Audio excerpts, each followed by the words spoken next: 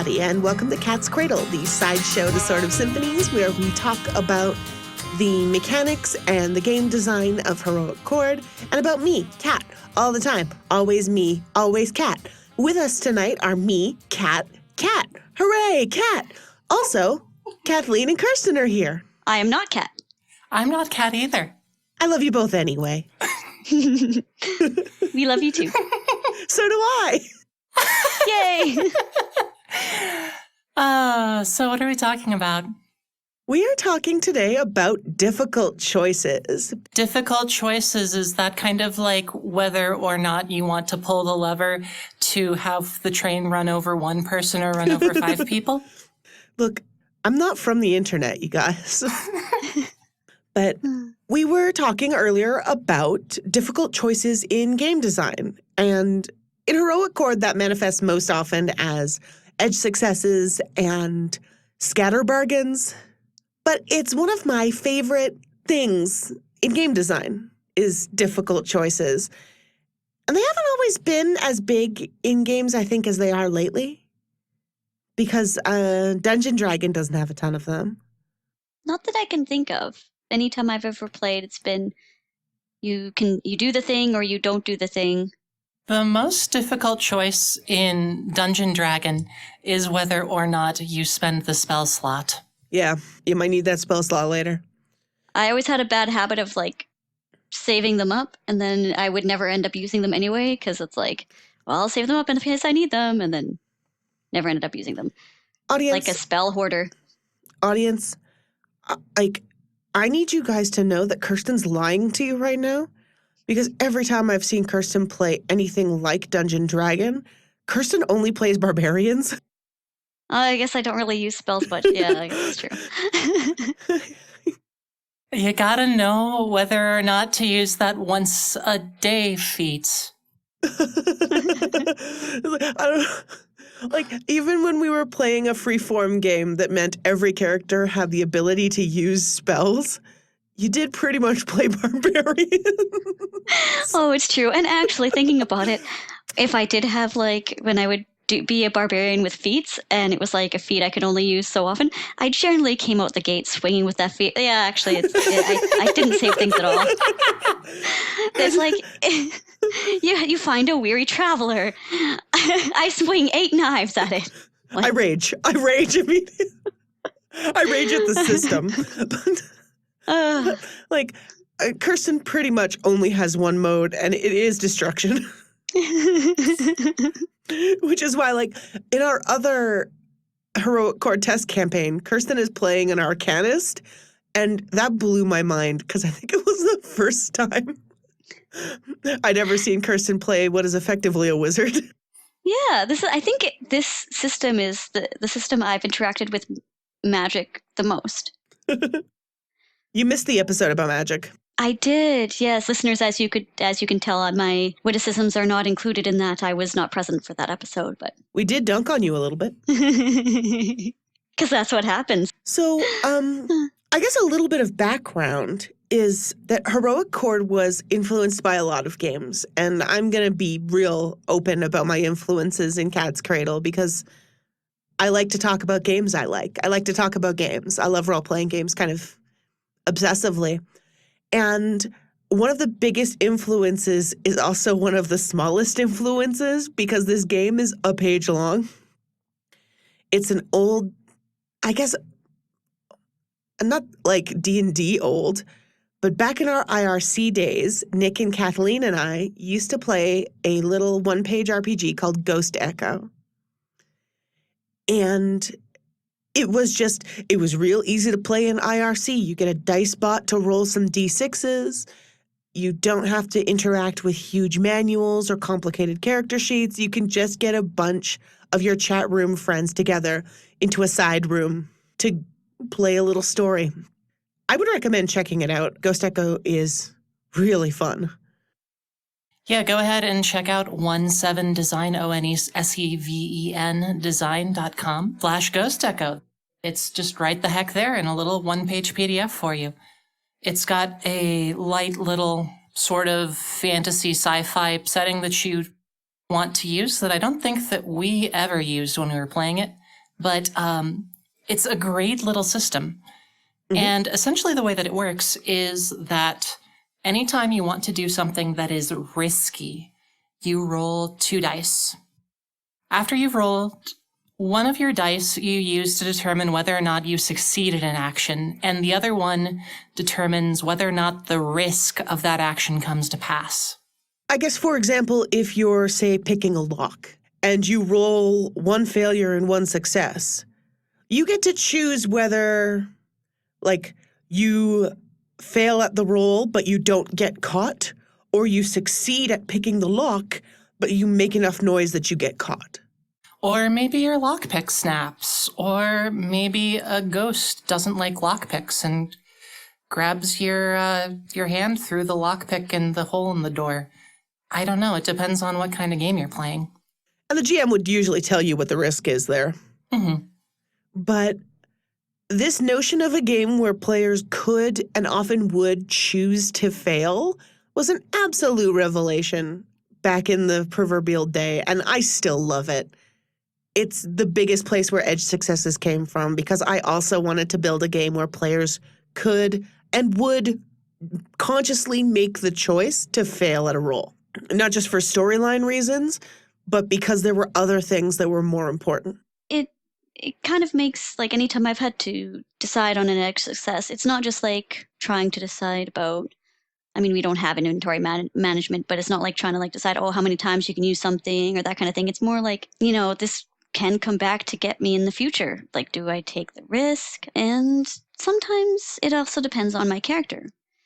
One of my characters, just in the other playtest group, is more cautious, so often tends to not take edge successes as often. And as you can see, listeners, Penelope is less than cautious and tends to not really think about the consequences of edge successes as much. So we've got Ghost Echo as this kind of like choosing to fail, choosing not to fail kind of system. What were some of the other like failure states you were thinking about? Because like oftentimes when we're talking about systems based on 6-sided dice that are role-playing games, I think to like Powered by the Apocalypse type stuff a lot, where you have failure, mixed success, total success sort of things. And it's where it's sort of like you're rolling against the GM to see whether or not you are in control of the scene at times. Weirdly, I hadn't actually had a lot of exposure to Powered by the Apocalypse when I was first working on Heroic Chord. I have since, but I didn't when I started, so it didn't really factor in. But as I was observing Powered by the Apocalypse, I realized that it wasn't so much about characters choosing to fail as characters making difficult choices about things that run parallel to success. Like a missed success was still a success. There was never really an option for the player to say, no, actually, it's not worth it. I don't want that. Mm. Or players, I don't know, they just don't seem to take it as often. Yeah, it makes sense. What was so powerful about those Ghost Echo games was looking at a situation and saying, no, actually, it's not worth it. I'll back off. I'll fight another day. One thing I wasn't expecting, and this also came up when we were talking about this before we hit the button and started the recording, is that I was not expecting before we started playtesting to find edge successes as revealing as they are. One thing I love is when Cobb was leaving the Barrel Green, how anytime I asked him to put that lockbox in jeopardy, would not do it. It was a no-go. A complete non-starter. Cobb won't do it. He wants the booty. I think that I've also seen edge successes as an opportunity as a player to sort of define my character. Yeah. I always kind of envisioned Tissa as kind of a loner, like definitely a bit touched in some ways, but sort of I really like the way that Tissa's edge successes in social situations have kind of come up to like, well, okay, you get it, but you immediately make the situation a little bit awkward.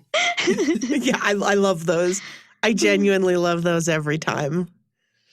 especially since she's usually interacting with an NPC who is awkward in a completely different way than she is.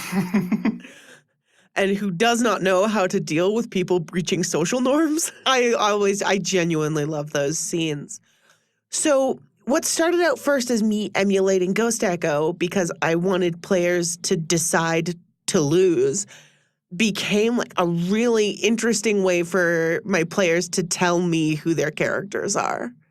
One of our characters in the playtest campaign would take any edge success that caused harm to him, would never take one that caused harm to a party member. Won't do it. You're talking about Nick's other character, right? No, I'm talking about Alex. I'm talking about Daniel. Oh, okay, yeah, that's... Like, if it harms him, he's fine. If it harms a party member, absolutely not. Oh, 100% not, yeah. Our friend Dustin's character will take every edge success. Oh. I don't know that he's ever turned one down. I'm trying to think.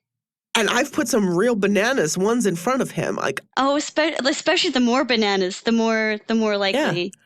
I am always trying to push to see what that character will say no to. And it's hard. He is an improv master. Just say yes. Yes, and. Yeah. Yes, and, He's the yes man. And through that, we've the weird thing is, I think we know less about that character than we know about, like, Kirsten's character, who will sometimes take on an edge success, but who usually wants to avoid unnecessary risks. I am playing a character who's older than, so the character I'm playing now, I can't remember if I stated it specifically, but she's 19, and so a lot more impulsive, whereas Felicity, the character that the other game, or the other playtest of this game, is in her later 40s and a lot more life experience and tends to be, more cautious about situations, a little bit more forward thinking. So tends to back off on a lot of the edge successes. So we know a lot more about characters, it turns out, and it turned out during playtesting, based on when they choose not to succeed than we learn when they succeed. Mm-hmm. We get to see what is an unacceptable risk for these adventurers who've been to the ends of the earth. Where do they draw the line? And I love it. I love it every time, especially when it's something really silly. I'm trying to think of what is this? A real bad stomach ache. Yeah, real bad stomach ache is where Penelope draws the line. The Cobb just being like, I will swim all the way to shore. I'm not dropping this logbook. Yes. I loved that. I loved that moment a lot. You also kind of see it in scatter costing. Because, like, Tissa will absolutely. Mm-hmm. Tissa will push a spell pretty far. Yeah. Cobb will not. No. I'm still surprised that Cobb didn't take that extra treasure from the prince. I am too. Yeah. He could have. Or it's like a lot of times when it's an opportunity to heal or damage, it's only like 1 point, like in the fight with the blades. Yeah, he's really a really conservative spellcaster, which is interesting. Whereas often, I think Tissa out of us has been pushed to the close to getting full scatter more than any of the other characters. I think that I've had her right at the limit at least once in every single arc that we've done so far.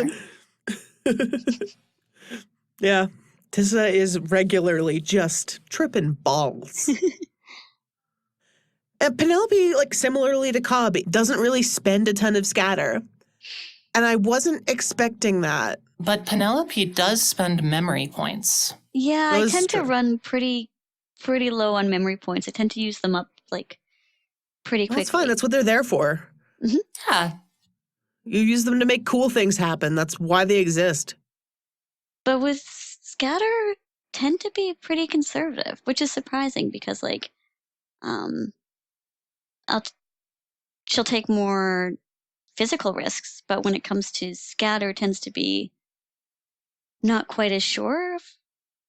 Well, I'm sure that eventually Cat's going to be throwing more monsters that force us to scatter at us, and Yell's instincts will be proved correct, but that hasn't happened yet.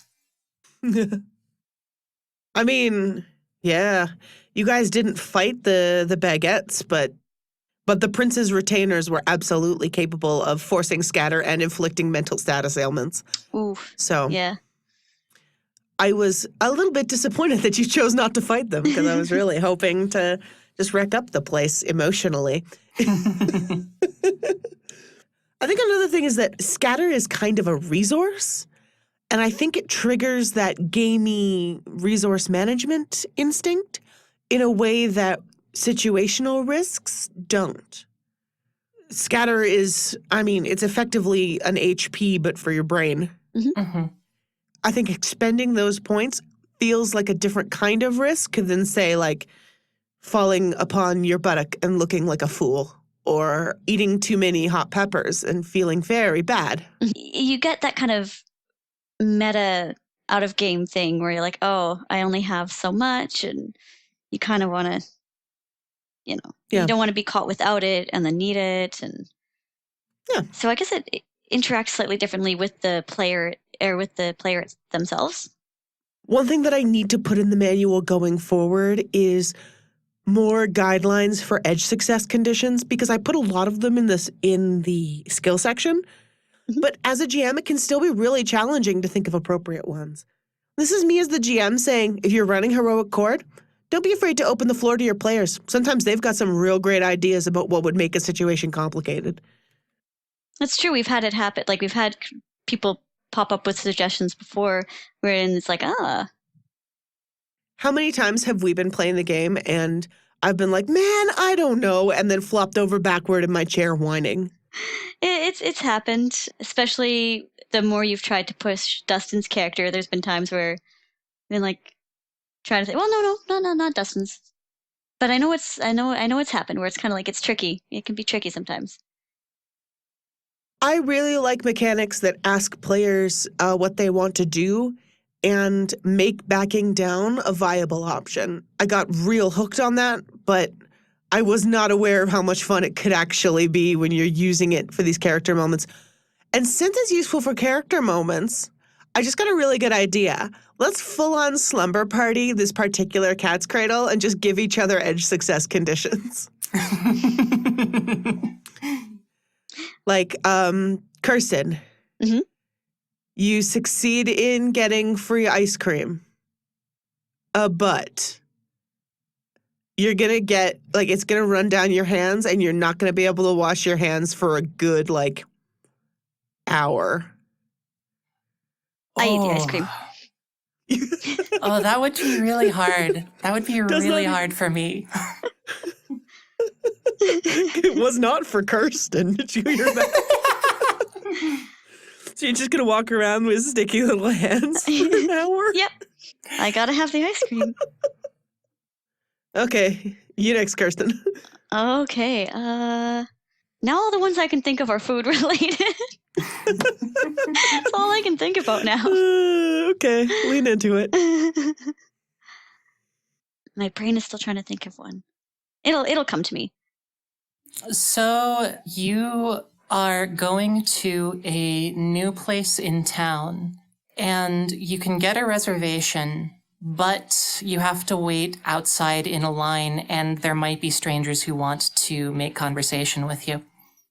Ugh. What kind of place are we talking about? Someplace you really are into. Okay, because if it's a good restaurant, I'm doing it. Yeah, me too. If it's a museum, I'm doing it. Mm-hmm. If it's like a nerd event, I'm not doing it. Fair enough. Oh, I thought of one.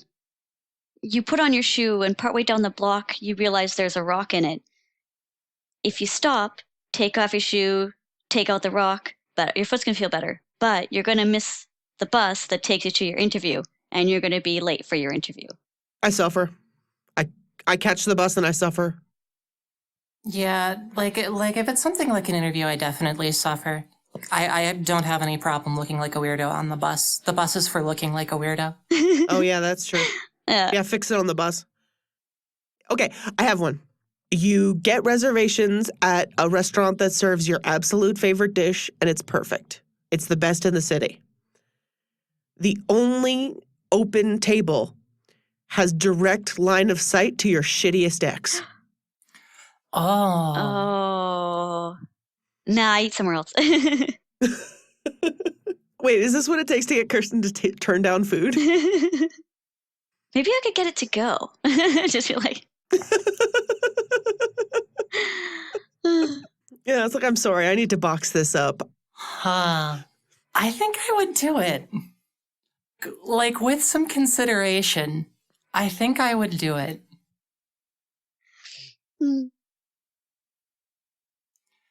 Well, rather, if I was by myself, I think I would do it. This is a good... Okay, this is a real good slumber party, Cat's Cradle, and just like we're all in our pajamas, like lying on our stomachs on the bed, kicking our whittle feet, playing a game of girl talk. I've got a corded phone tucked between my ear and my shoulder while you guys dare me to call a boy. Like, one of us is painting our nails or whatever, and yeah. I mean, like, we are not too far away. I know that you're not from the internet, Kat, but like we're not too far away from what if we kissed in Edge Success and we were both girls? You're still from the internet. The funny thing is, when I was putting together this version of the manual, I was like, I have to be good to GMs because it's not an easy game to GM, and I'm trying to make it as easy as possible. And so I'm putting all of these I thought of like 3 for each skill roll, none of which have ever come up. And I don't know what to do. It's legitimately challenging to come up with something that's going to be tempting. It's hard to one size fits all these sorts of things too. Yeah. Because, like, if I were to have one where it's like, there's a treasure. If you succeed at Edge Success, you don't get a treasure. And the party member is going to be pretty split, I think. Mm-hmm. I think Tissa's fine with not getting a treasure. Cobb is not fine with not getting a treasure. And Penelope is going to hem and haw a little bit before deciding Penelope is real curious about the treasure. Am I wrong? You're right. Penelope, I guess it would depend on what the danger of, taking the treasure is, but like, yeah, your curiosity is most likely going to win out and will edge that, she'll take that risk. I think the one that I could count on the whole party to accept is you'll look like a jackass. Oh, yeah. Oh, yeah. If I were like, you'll succeed, but you'll look like a jackass, all 3 of them. Yeah, that's fine. Yeah. Like, I don't think any of us really, we're like...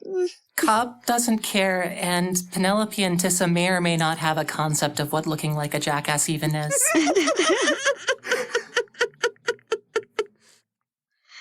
That is the most accurate summation of those 2 I've ever heard, and it's beautiful. Actually, it's because it's interesting. You know how, Tissa, you were saying that... Or... Kathleen, you were saying that Tissa Kathleen is the real person. Tissa is the character. You were saying how, like, Tissa is, spends a lot of time as a wanderer on her own. Mm-hmm. And I've been kind of thinking about it, too. Like, now that you mentioned the fact that, like, both Penelope and Tissa might not know what looking like a jackass is, that Penelope and Tissa both do spend a lot of time wandering, I guess, because Penelope, as a rancher, doesn't really interact with people all that much, so interacts with a lot of non-human animals. Yeah. Who also thinks she's a jackass. It's a beautiful thing. One of these days, I swear, I'm going to introduce an NPC that one of you is just real invested in impressing for whatever reason. And that's the day when you look like a jackass is finally going to be a good Edge Success condition. Me? I would like to impress Marcus. But... you do a good job of hiding it. But Penelope? No. She's... Okay. What are some difficult choices we can talk about in game? Or in games? It's easy to bring, I think, the stakes higher in tabletop RPGs than it is in, say, a video game, where ultimately you kind of like die and reload, and that's part of the gameplay loop. Whereas, like, you have a campaign going in a tabletop game and a character is going to die, well, fuck. Yeah. And I think it's because there's not as much improv in video games because you have to have assets for everything that happens. Like, you have to have a script and sometimes voiced lines and animations for everything that happens. And there is emergent gameplay, and a lot of it's based on player choices, but there's the storyline doesn't have much room for improv, so you have high stakes, but you can only have them at certain chosen divergence points, right? Like, this is the point where the character chooses whether they save the children or eat the children. And this is the point where those two paths cross. Whereas when you're running a tabletop game, at any time, your players could be like, nah, we eat the children. And then you're like, oh, shit. Like, what happens? What happens here? Like, I think part of the beauty of tabletop is how responsive it is. So you can have player choices with high stakes because you can and must respond to the players in something much closer to real time than you can in a video game. A really difficult choice for me in a Ghost Echo game that we played that Nick was GMing had my character running away from some sort of monster that was probably based on, like, some type of tool, because that was a thing that he had going for a while. Yeah, I remember that guy. I remember all the pictures he used to draw of that guy. And I'm still scary. I remember essentially I was running away from a thing and he was like, well, okay, you get away, but the failure condition is like you break your ankle. And that was a really, really, really hard one to choose that had like really just profound implications for how the entire rest of that session went. I remember that. I remember that one now. Because you did choose to get away there, didn't you? I did, yeah. Because I remember we spent the rest of the session being like, how can we get out of this? We have a party member with a broken ankle. Right. And that factored into every choice we made from there on. Oh, I remember that now. Oh, that was a good game. It It was a good game. was a scary game. Those big reverberating choices that like, and that kind of makes me think the ones that are the hardest are the ones that will affect, sometimes it to more or lesser extent how it will affect my character factors in, but like if it affects the whole party, it's a big decision because then you're like, and I mean, you kind of have to base it on to how the character interacts with the party, how, you know, but at the end of the day, it's like, it's a big thing because it affects everyone. So those are the really tough ones. And that's something that's kind of always been part of the design of the resolution mechanic in this game. Because, I mean, the game's about teamwork. So I want players to seriously think about the choices they make and how they impact the party. Well, okay, I'm going to give an example of that. Great, because I stalled on the road. In sort of Symphony's campaign, when the roof was collapsing, as mentioned in Another Cat's Cradle, Tiss's special ability is that she can cast spells beyond her scatter cap and still gets knocked out, but the spells become super powerful. And I was thinking, like, do I need to be the hero here? How do they get out of this? But then the thought was like, well, but then how do they rescue me unconscious on a hillside somewhere? Yeah. Is that making things worse for them potentially? And it's like on a meta level, like, well, I'm not in this scene. Do I want other players to be taking the forefront here? And sort of like all of those factors, like, were going through my mind really rapidly. And then Nick ended up coming up with the thing that he came up with. Yeah. I really liked Tissa on the hillside with her entire hand in her mouth. Mm-hmm. That's still with me, that image. It's like, I would have, like, Tissa's just like increasingly anxious until, like, in a panic, cast this huge spell. I would have loved. Yeah. I like what Nick did. I'm still baffled by the decision not to take extra treasure because it means I have to recalculate my cob edge successes a little bit. Hmm. But I would have liked that outcome too. Yeah. Well, and I bet that that's part of the fun for GMing, though. Yeah. Is sort of this little bit of cat and mouse game. Yeah. Like I'm trying to put things in front of you guys that are difficult choices. But when they're not difficult choices, they're also very funny. Mm-hmm. And that's what's kind of challenging is that, like, as a GM, I want the game to be challenging so that you feel the rewarding sensation of overcoming a challenge. That's what makes role-playing games fun. But at the same time, putting an edge success in front of somebody who just stone cold says, I take it, will never not be funny to me. It's good radio. It's real funny. It also is as a player, kind of a neat feeling when you just like, you have that very decisive, like, no, I know what I'm going to do. And it's, you get that little bit of like confidence, like, yeah, I got this. It's no thing. I can take on the extra edge success. It's all good.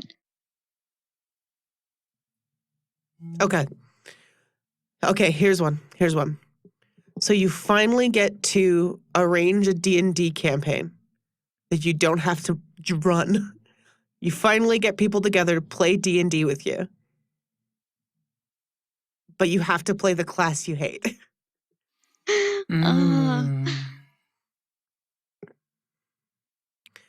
Okay, don't get mad at me, listeners. But if someone were like, hey, Kat, we've got a space in our D&D campaign. These are all people who can make it every week. This is a time slot that is not a problem for you, but you have to play a wizard. I do it. I whine about it. I find playing wizards to be so fussy. I can't. Well, so how quickly would you like change to some absurd prestige class? Because I assume that's still how Dungeon Dragon works. I multi-class to barbarian. Get lost. I don't care what you guys say. I'm punching. No, you just take all of the like cat's graces and huge bull's strengths and similar spells and just be a one-person buff machine for yourself so that you can punch more gooder. I had a friend who played a cleric like that once. Stuff of legends. Let's see. I'm trying to think of other good fun ones. You come up with a really good concept for a cat's cradle, but you do end up exposing a lot of things about yourself. I've taken that one, apparently. Including that wizards are my least favorite class. I'm sorry, wizards.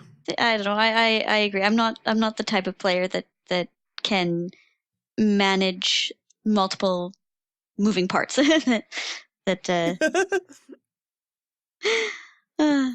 Okay, you're going to work at a small company, but like with people that you all get along with individually, whose work you respect. But it's a very small office, maybe like at most 8 people. And 2 people are dating. And neither of them, we'll just say that 2 of those people are dating. Ah, crap.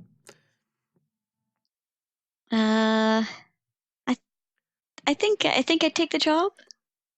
I take the job. I do take the job just because I've successfully dodged into personal drama in the office by just being the kind of starry-eyed Pollyanna who loves everyone.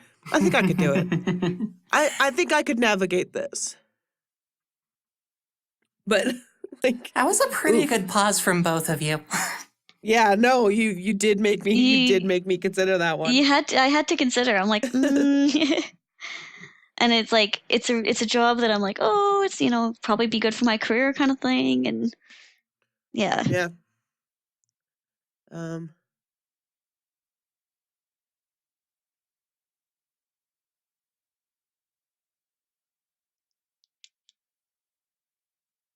Wow. I've got nothing. I think we've hit most of the points we want to for Yeah. the talk, right? Yeah. Um. I absolutely agree. And usually cat's cradles are a little bit on the short side, so um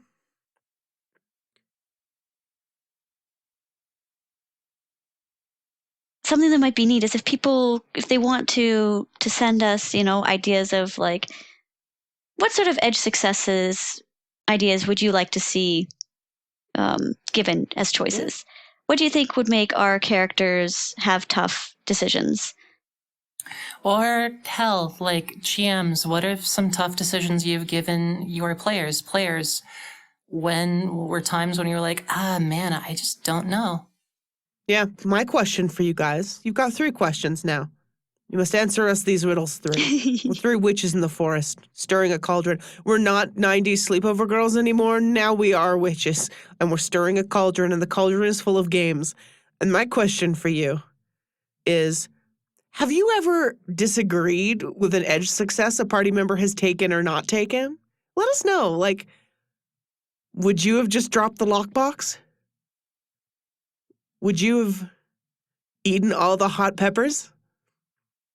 I want to know about it. Because like that does happen. There's times where I've seen other players, and it's like, really, you would do that? Well, all right. So yeah, that's a good one. One of my demo games, one of my players had a boatload of edge successes on an attack roll. I'm like, you can keep this. You're going to devastate this thing. You're going to break your weapon. And that was the hardest thing. That was a struggle. It was an absolute struggle. Whereas for me, nah, smash it. I'm like, That's a real hard break, choice. I'll break stuff over somebody's head any day. Like, that sounds dope. So answer us these riddles 3 or any other riddles you'd like to on Twitter at PeachGardenRPGs or on our website using our email form. We love you. Thanks for joining us. Thanks for joining us is what I usually say at the end of these. Thanks, listeners. Yeah, thanks for listening. Yeah. It's okay, Kat. I'm saving you. The music's coming on now. Okay, thanks. Thanks. Carry me away, music.